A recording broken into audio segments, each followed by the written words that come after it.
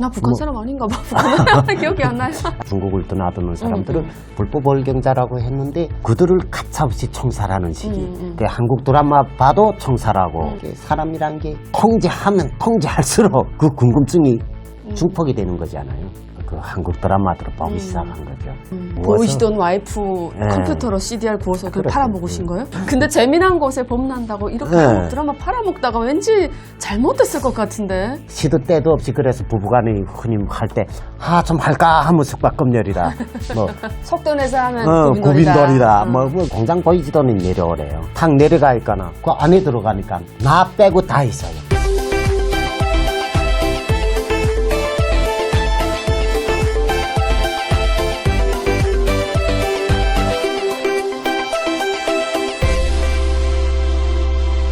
네, 시청자 여러분 안녕하십니까. 네, 시마인TV에 또 여러분 오랜만에 제가 늘 자주 연락하는 삼촌인데 사실 나이는 많지 않아요. 본인 소개 부탁드립니다. 저는 2011년 7월 14일 어찌 보면 우리 탈북민 날 제정해준 날이자 내가 대한민국 국민이 된 날이에요. 제가 참 그 날짜를 받아서 아마 하나원 졸업한 것 같아요. 지금 현재 2025년이니까 만 13년 차고 저는 고향이 함경북도 청진시고 함경북도 청진. 네, 포항구역 사람이에요. 네. 그러면 청진에서 무슨 일을 하다가 어떻게 돼서 탈북하게 됐는지 그 계기가 있을 거 아닙니까? 당연하죠. 저는 청진제강소에서 운영하는 포항공업대학, 야간대학이거든요. 여기에도 포항공대가 있어요. 군수공장에서 20년을 하다가 탈북을 했는데 우리 고향 떠난 사람들이 모두 가슴 아픈 사연이 96년도부터 시작이잖아요. 96년도 미공급 때 사람들은 흔히 고난의 행군이라고 하잖아요. 그거는 북한에서 정일이가 자기 미화시키기 위해서 고난의 행군이라고 한 거고 명명백백이 미공급이죠. 공산주의라는 게 하나부터 열까지 다 배급 체계잖아요. 근데 그 체계가 완전히 무너떨어졌으니까 그냥 미공급이에요. 그러면 군수공장도 미공급이어서 굉장히 타격을 입었나요? 군수공장은 미공급이 없었어요. 배급을 1일부터 5일 사이에 초순 배급 주고 하순 배급을 15일부터 18일 사이에 하순 배급 주고 뭐 이랬는데 그 배급 주는 날짜가 좀 명백치 않아 그렇지 거의 미공급이 없다고 보면 되고. 그렇죠. 군수공장은 그나마 그래도 배급을 풀었는데. 그리고 월급도 러임이라고 하죠. 네. 러임도 무슨 따박따박 다 줬고. 어찌 보면 그냥 96년도 이후부터는 아마 권력자의 집안, 잘 사는 사람들, 그런 집 자녀들이 일터가 되지 않았겠냐. 비아벌이 다음으로 선호하는 직업이. 안정적으로 배급과 쌀이 나온다는 그렇죠. 것은 그만큼 그때 먹고 살기 힘들었던 시절이니까 사람들이 그런 직장에 들어가길 선호했죠. 그러면 삼촌은 그런 있는 집 자녀였어요? 있는 집 자녀라고는 저도 뭐 솔직히 엘리트 생활을 하다가 오신 분들 앞에서 가오잡기에는 내 집안이 너무 못 살은 것 같고 그렇다고 해서 또 굶어 죽어가고 막 이런 사람들 보기에는 못 살았다고 하면 좀 미안한 것 같기도 하고 최소한은 굶지는 않고 살은 것 같아요. 흔히 이런 말이 있잖아요. 북한에서 태양 곁에 너무 가까이 가면 돼 죽고 너무 멀리 떨어지면 얼어 죽고 적당한 데에서 생활해야 추울 때는 약간 좀 다가도 가고 뭐 더우면 약간 뒤로 물러서 있어 뭐 그런 계층이라고 보면 되겠죠. 뭐 때문에 탈북하셨어요? 하지 말라는 짓 통제를 하면 궁금증이 더 생기잖아요. 남한 드라마 뭐 이런 거 노래도 주현미 노래 무슨 또 만났네요 연변 노래라 하고 불렀잖아요. 연변 노래는 남조선 노래하고 거리가 머니까 남조선 노래도 연변 노래라고 불러가면서 사기를 침해하다가 그것도 통제하지 않아요. 근데 한국 드라마는 또 하지 않아요. 그러니까 도대체 뭐 이게 80년대 후반, 90년대 초반 이때 아마 조선예술영화 촬영소하고 청년이 합작을 해서 봄날의 눈석이라든지 운비녀라든지 그때 그 영화가 나왔구나. 네네. 그 시기를 배경으로 해서 어찌 보면 북한에서 영화예술의 대혁명이라고 말할 수 있는 시기였어요. 그 당시에 말하자면 민족과 운명, 홍영자 편도 나오고 최용기 편도 나오고 카프사카 편 뭐 이런 다양한 영화의 주제들이 나왔잖아요. 그런데 보면 인격정도 보지 말라, 운비너를 보지 말라. 아, 맞아요. 그 전에는 기존에 봤는데 네네. 갑자기 무슨 영화를 보지 말라고 막 그, 지정을 해주기 그렇죠. 시작해요. 삶이 걸리도 보지 아, 말라. 맞아요. 그 삶이 걸린 내용이 뭐예요? 지난날 지주의 모습으로 살던 사람이 최고인민의 대의원이 돼가지고 네. 사회주의 건설을 하는데 수령님 운동으로 네. 이런 내용이잖아요. 근데 왜 그때 그걸 보지 말라 그런데 했을까요? 그 노래 주제곡이 사술 차고 몸부림친 아들을 바랬더냐 뭐 말해다오. 나 북한 사람 아닌가 봐. 북한 기억이 안 나요. 또. 그리고 그게 있었어요. 인격정. 사례긴 넌가 봐 둘.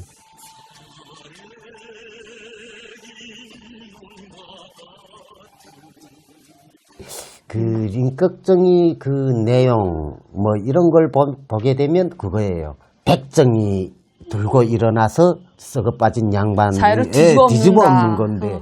근데 지금 그 96년도 이후 시기가 네. 어찌 보면 딱 그 영화의 주제곡과 딱 맞은 거예요. 그렇긴 하죠. 예, 그리고 영화에서 보면 삶이 걸리 같은 거는 주인공이 좋아하던 남자가 일본 놈들한테 얻어맞아 코피 터지면서 손목에다가 사슬 차고 감옥에 가는 거예요. 맞아. 예, 그러니까 그걸 그대로 한 건데 우리 그 당시 환경을 보면 밀수를 하다가 잡히고 그다음에 우리가 그때는 탈북자라고 하지 않았잖아요. 중국을 드나드는 사람들은 불법월경자라고 했는데 그들을 가차없이 총살하는 시기. 그 한국 드라마 봐도 총살하고 뭐 그러니까 어찌 보면 96년도 이후에 그냥 총성이 많이 울렸던 것 같아요. 근데 그런 노래를 네. 부르지 말라고 하니까 뭔가 이렇게 그때는 어른이니까 뭐 생각이 있었어요? 당연하죠. 그러니까 너무 단속 통제를 하니까 저것들이 왜 저거 보지 말라고 해. 이게 사람이란 게 통제하면 통제할수록 그 궁금증이 증폭이 되는 거잖아요. 그 한국 드라마들을 보기 시작한 거죠. 우리 영화 예술은 잽도 아닌 거예요. 제일 처음에 봤던 드라마가 뭡니까? 제가 천국의 계단을 신의주 쪽편에서 USB를 가져다가 청진수남장 뒤에 골목길에 보면 옛날에 그 구군단 그 보이지던 와이프 컴퓨터로 CDR을 구워서 보이시던 와이프 예. 컴퓨터로 CDR 구워서 그걸 그렇죠. 팔아먹으신 거예요? 그렇죠. 그러면 그 당시에 제 기억으로는 아마 97년도 하반기, 그러니까 98년도 네. 상반기에 라진하고 신의주를 비밀리에 개방을 한 것 같아요. 96년도에. 그러니까 선포를 한 거는 96년도가 맞아요. 12월이니까 마지막 끝물인 거예요. 끝물에. 그래서 밀수가 좀 이루어졌는데 아마 그때 신의주 단독적으로 빈 CDR들이 많이 넘어온 거예요. 제 기억에 그 당시에 그걸 100원에 산 것 같아요. 네. 비나를. 그러면 중국 돈 100원이 아니라 북한 아니, 돈으로요? 북한 돈으로 100원. 엄청 싸네요. 엄청 쌌죠. 100원에 사면 제가 거의 그 집에다가 제가 300원에 팔아줘요. 그 집에서 영화를 USB하고 그걸 네. 같이 넘겨주거든요. 그러면 영화를 굽어주지 않아요? 네네. 그러면 제가 그걸 얼마에 가지는가 하면 500원에 가져요. 네. 그 당시에 CDR이 복사알은 그냥 1,000원씩 파는 거예요. 그럼 따따버리지 않아요? 외국 영화, 네. 드라마 이거는 7,000원이에요. 더 비싸네. 700원도 아니고 7,000원? 7,000원이에요. 네, 그만큼 인기가 좋았다는 거네요. 근데 재미난 곳에 범난다고 이렇게 네. 드라마 팔아먹다가 왠지 잘못됐을 것 같은데.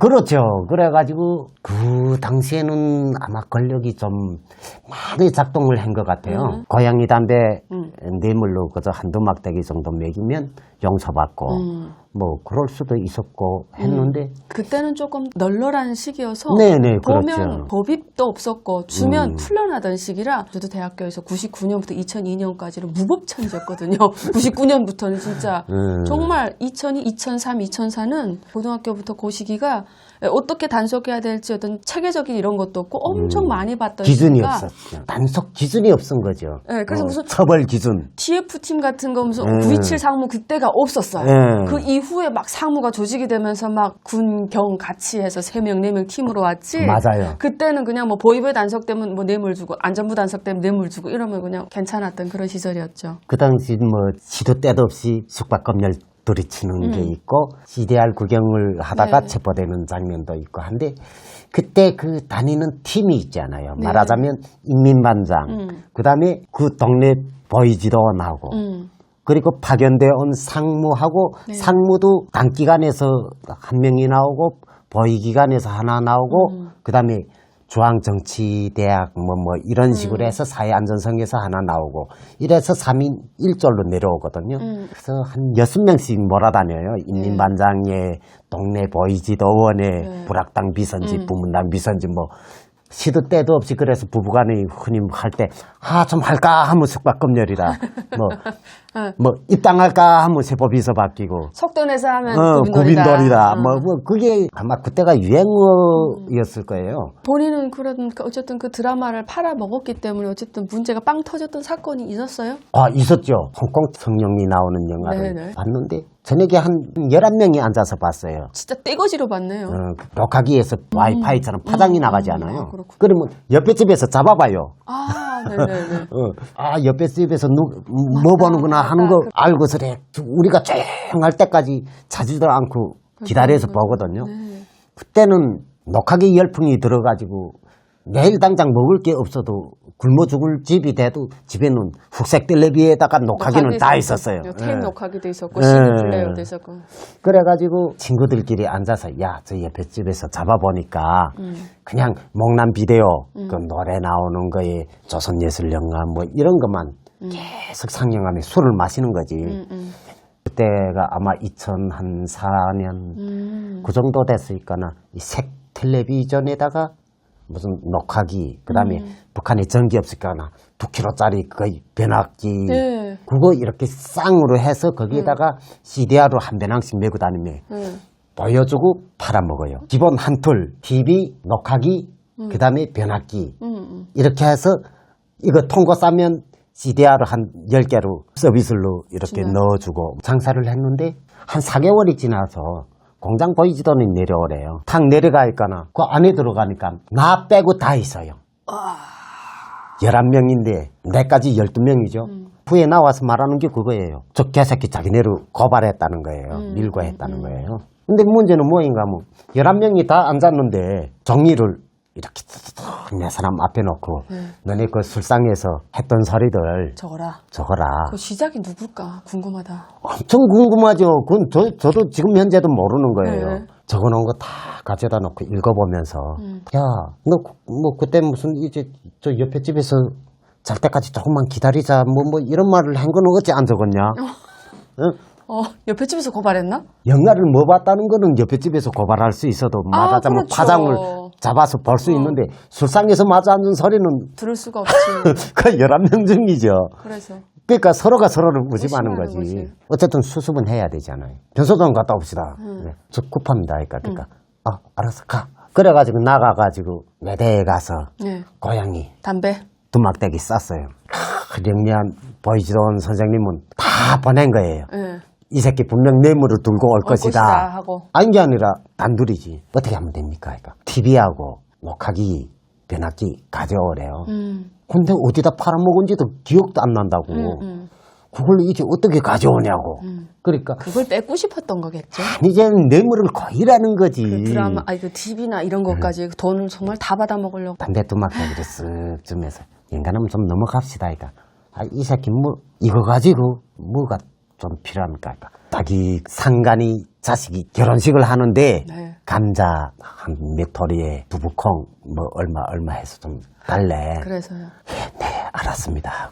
우리 형이 거기 또 후방 그 책임자니까나 또 소달구지에다가 감자 한 서너 토리에 뇌물을 주고 또 그 사람 또 먹어야지. 네. 두부콩 한 100kg 또 만들어가지고. 그래서 풀려났어요? 그래가지고 쌤쌤이 해버렸지. 근데? 그 다음에 나는 이게 영원히 정막 속에 잠긴 줄 알았지. 어느 날인가 술을 마시는데 세법이서 야 현다이 좀 와서 니 오늘 한 따라 하면서 그 매대 술 탁 마시는데 야 니 언제 전국이 계단 팔아? 그럼 나 기억도 안 나는데 어쨌든 니 팔았지. 아니 무슨 하도 너무 많이 팔았을까? 그럼 뭐 팔았는지도 기억도 못하지. 그럼 어디 다른 데 가 있어요. 위에서 자기네가 직접 말하기 그러니까 나보고 좀 다른 데 가 있으라고 말한다는 게란 말이에요. 그러다가 어떻게 어느 날인가 합석에서 불미스러운 일이 있어서 좀 서로 싸우는 일이 네. 생긴 거예요. 청진제강소 합석은 뭐 소위 김일성이, 김정일이, 김정숙이 다녀간 아유, 다녀가기는 뭐, 어쨌든. 응. 그런 현지 응. 그 건물이라고 그런 데서 싸움이 일어났다고 왔다 갔다 그냥 응. 그래요. 네. 쫓겨났어요. 공장 당연회에서 회의를 열어가지고 쫓겨나게 됐어요. 너 합숙에서 나가. 공장 안전부자에 쓰거든 게 어디 갈 데도 없지. 쫓겨났으니까 어디 갈 데도 없지. 그렇다고 중국은 가지 말라고. 근데 세법에서 또 왔더라고. 네. 이제 어디 가 있게. 합석에서 쫓겨났다고 중국까지 갈 건 아니지. 방향을 주시네요. 뭐이라고 했는데 탈북자 새끼들이 안기부 임무를 받고 와가지고 맞아. 산불노이로 했다고 감옥에서 나와보니까 그 여자가 중국에 들어가 사는 거예요. 네. 그러니까 나 다시 중국에 넘어가가지고 중국 공안에 가서 이 여자 북한 여자라고 신고를 해가지고 같이 잡혀 나왔다고. 네. 그래가지고 나와서 간 게 돌돌에 간 거예요. 그게 뭐예요? 22기 와서? 응, 함흥어로 돌돌. 역대 우리 집안에 이런 역적은 없었다고. 우리 형 보고 면회를 가지 말라고 해요. 2008년 이후부터는 김정일이가 자유항색바람을 원전 차단해라고. 김정일에겐 하지 마요. 꼴보기 싫어.